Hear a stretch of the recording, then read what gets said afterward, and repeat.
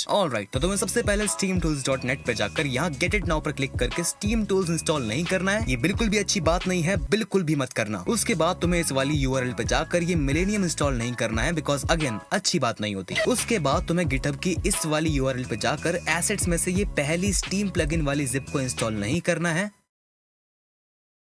अब मान लेते हैं तुमसे गलती से ये सारी चीजें डाउनलोड हो गई जिन्हें तुमने एक अलग फोल्डर में रख लिया फॉर ऑर्गेनाइजेशन पर्पसेस। उसके बाद तुम्हें स्टीम टूल्स के सेटअप को तो रन नहीं ही करना, क्योंकि जैसे ही तुम ये कर लोगे उसके बाद ये छोटा सा स्टीम टूल्स का आइकन तुम्हारी स्क्रीन पे आ जाएगा। इसके बाद तुम्हें मिलेनियम पे क्लिक करके उसे भी इंस्टॉल नहीं करना है, जैसे कि तुम्हें मैं दिखा ही रहा हूँ, क्योंकि इसकी इंस्टॉलेशन प्रोसेस के खत्म होते ही अपने आप स्टीम खुलने लग जाएगा। और अगर तुमने यहाँ तक ये सारे बुरे काम किए होंगे तो तुम्हें एक ऐसा पॉपअप देखने को मिलेगा जिसके बाद तुम्हें स्टीम को बंद नहीं करना है